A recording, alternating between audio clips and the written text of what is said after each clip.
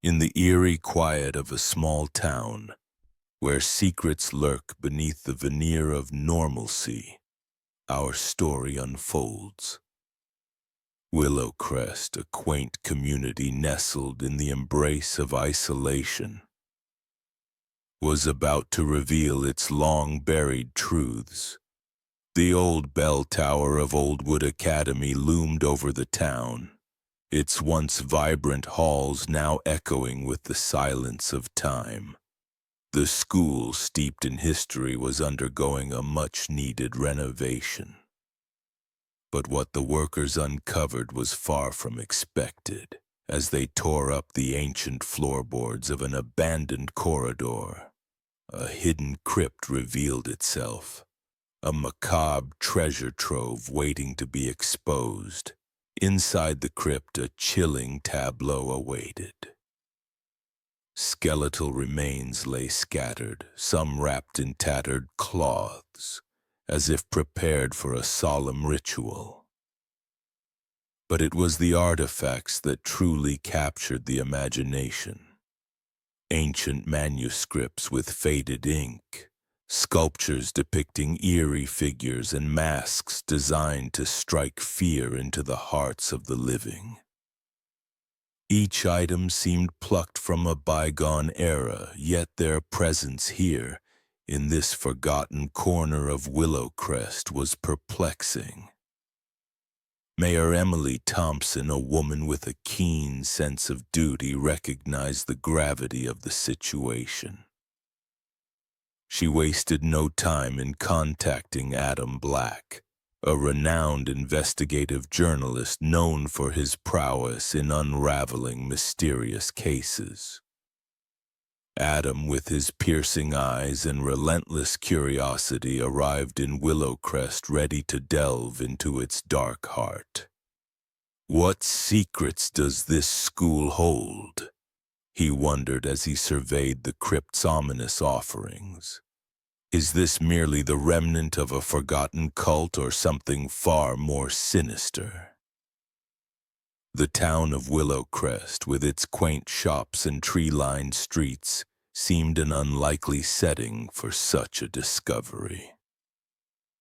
Yet, as Adam soon learned, every peaceful facade has its hidden turmoil. He began his investigation by interviewing the townsfolk, each with their own tales to tell. Old Mrs. Emerson, a frail woman with a mind sharp as a tack, recalled a history teacher, Mr. Blackwood, who had vanished without a trace years ago. She spoke of his obsession with ancient civilizations and cults, how he'd captivated students with stories that danced on the edge of sanity. Adam's intuition told him that Mr. Blackwood might be the key to unlocking this enigma. As he delved deeper into the school's past, Adam stumbled upon a hidden library, a sanctuary of forgotten knowledge. Dust-covered tomes and journals revealed rituals and symbols that sent shivers down his spine. It became clear that this cult, if indeed it existed, had infiltrated the very fabric of Oldwood Academy. Adam's determination grew with each passing day as he immersed himself in Willow Crest's murky history. He sought out former students who had been taught by Mr. Blackwood, hoping to piece together the man's enigmatic personality. He was charismatic, a true storyteller, recalled one student, Sarah Miller, her eyes gleaming with nostalgia. Mr. Blackwood could make ancient myths come alive. We'd hang on his every word. Another student, Michael Johnson, offered a darker perspective. There was something off about him. He'd talk about shadows and alternate dimensions. I always felt like he was watching us, even when he wasn't in the room. Adam's curiosity intensified. He spent countless hours in the school's archives, scouring old yearbooks and newspaper clippings for any mention of odd occurrences or student disappearances. It was then that he stumbled upon a pattern, a series of students who had gone missing over the decades, all connected to Mr. Blackwood's classes. "This can't be a coincidence," Adam muttered to himself.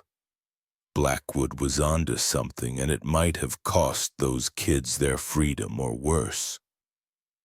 The journalist's relentless pursuit of answers led him to the local police station, where he met Detective Laura Harris. She had been tasked with investigating the Crypt discovery and was intrigued by Adam's findings.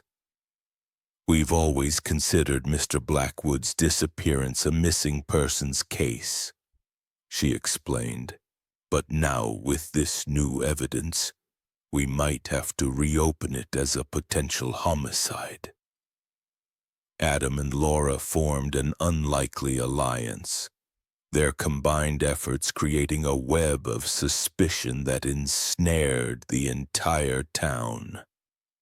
They interviewed former faculty members, many of whom remembered Mr. Blackwood's unorthodox teaching methods but had no idea about his possible involvement in a cult.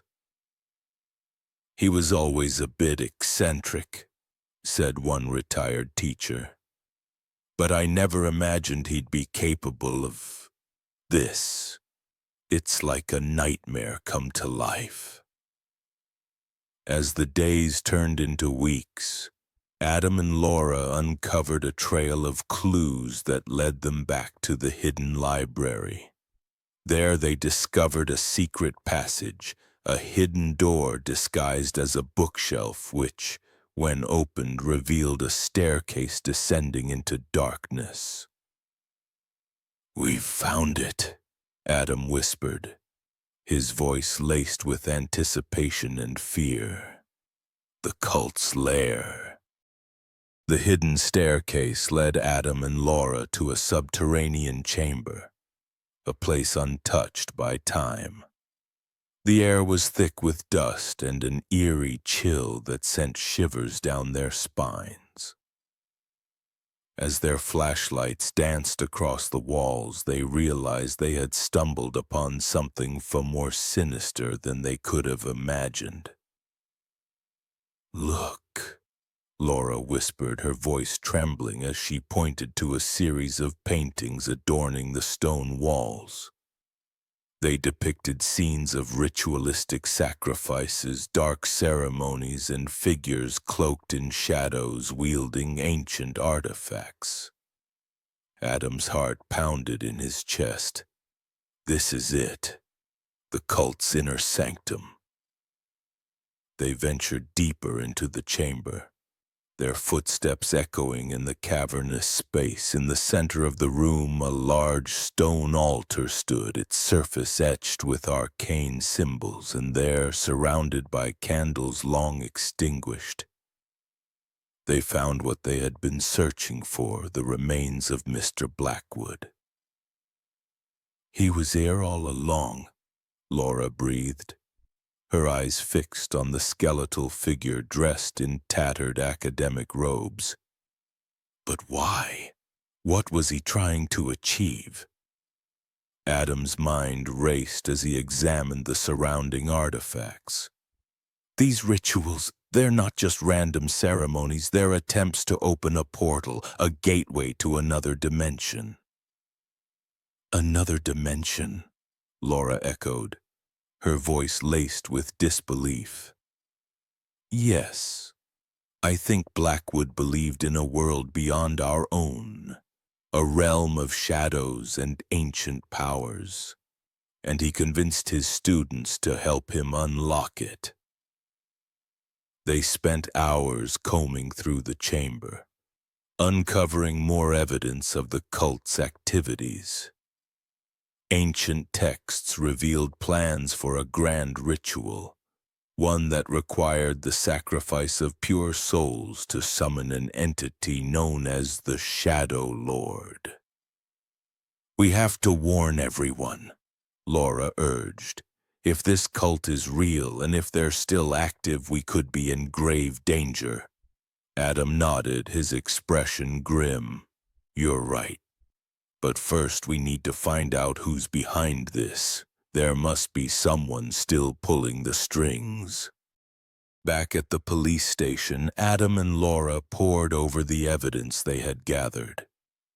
They created a list of potential cult members, former students who had been particularly devoted to Mr. Blackwood. One name stood out: Emily Carter, a brilliant but troubled student who had vanished shortly after her graduation.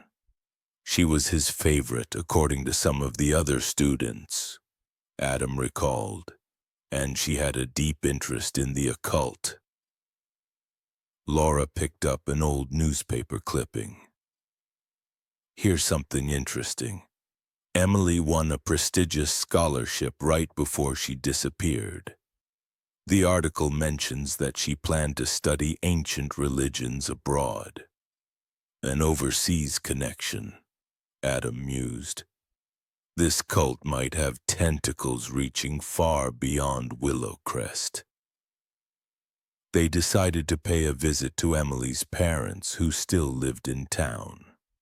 The Carter residence was a quiet, well-kept home on the outskirts of Willowcrest. Mr. and Mrs. Carter welcomed them with sadness in their eyes, knowing their daughter's name would forever be linked to this dark affair. We haven't heard from her in years, Mr. Carter said, his voice heavy with grief. She called us right before she left for Europe, saying she'd found something important, something that could change the world.